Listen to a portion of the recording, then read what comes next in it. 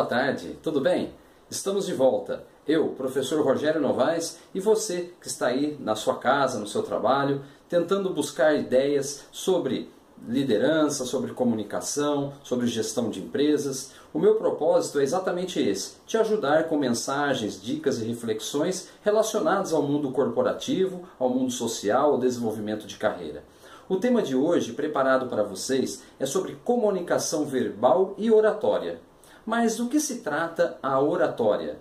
Essa palavrinha que parece estranha, ou trocando em miúdos, o poder e a capacidade que nós temos de lidar com pessoas através da nossa comunicação.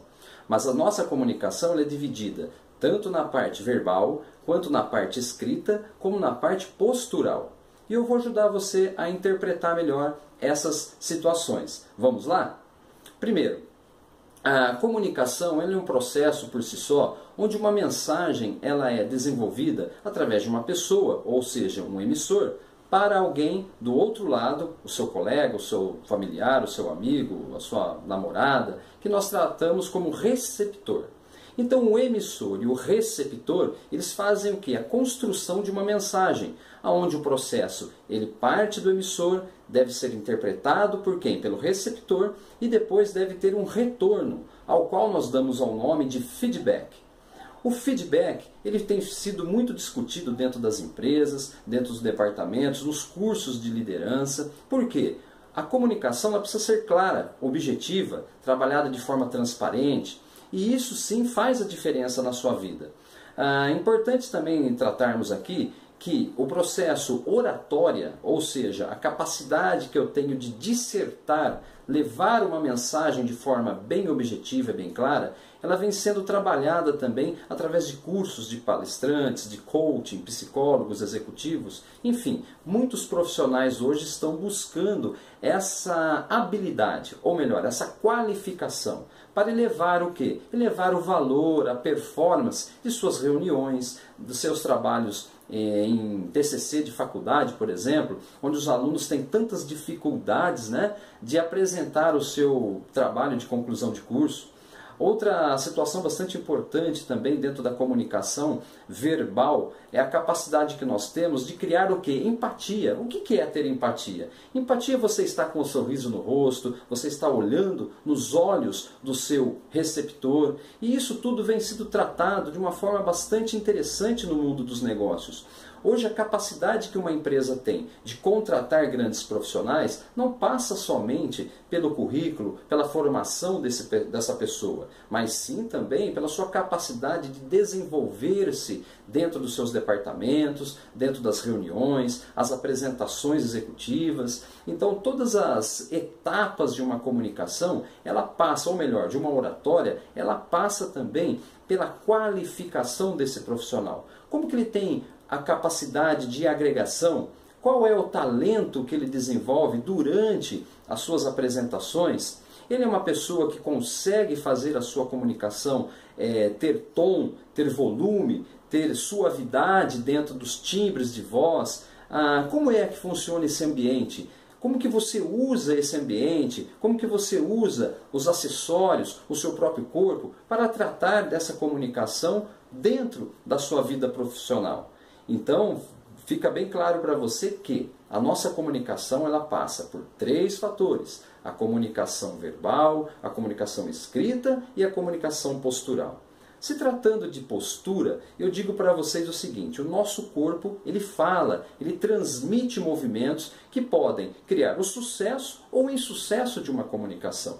Veja pela seguinte situação: imagine você diante de uma reunião de negócios e você tentando convencer a sua equipe de vendas, por exemplo, sobre metas, sobre desempenho do seu negócio, do seu produto, mas você está ali sentado, cabisbaixo, mostrando números ou mostrando um gráfico e não conseguindo fazer com que o seu corpo acompanhe aquela informação, dando o quê? Aquela sensação de entusiasmo, aquela sensação de alegria ou aquela sensação de otimismo.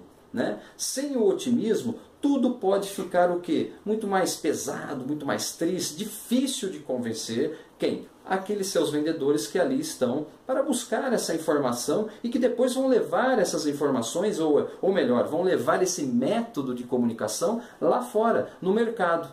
Então, Caro ouvinte, caro telespectador, você que me escuta nos meus podcasts durante a semana, ou você que está aqui assistindo esse vídeo, eu gostaria de convidá-lo a chamar a atenção e que você faça uma pergunta para você mesmo.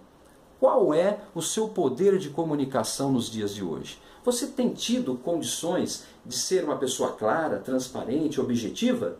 O seu feedback, aquilo que você transmite, você percebe que as pessoas que convivem com você também interpretam bem a sua comunicação, te devolvem de forma clara aquilo que você está comunicando? Isso é muito importante. O seu sucesso vai depender da capacidade de que a sua mensagem seja transformada em códigos claros, em códigos fáceis de serem interpretados, né? O mundo das vendas, o mundo da educação, eu como professor, dentro da sala de aula, por exemplo, tem hora que eu preciso usar um microfone, tem hora que eu preciso estar dentro de um teatro, dentro de um auditório, tem horas que eu estou simplesmente circulando dentro da sala de aula. E isso faz muita diferença. A maneira como eu caminho, a maneira como eu coloco a minha postura, né? A maneira como eu estou olhando para os meus alunos, para o meu telespectador, para o meu público, ou seja, tudo isso conta como ferramentas do processo de comunicação. A comunicação verbal, a comunicação escrita e a comunicação, a oratória, né? Vamos dizer assim, a comunicação também do nosso corpo. Oratória, a voz, o tom, o volume, né? A minha imagem, e também a forma como eu estou me direcionando até essa pessoa.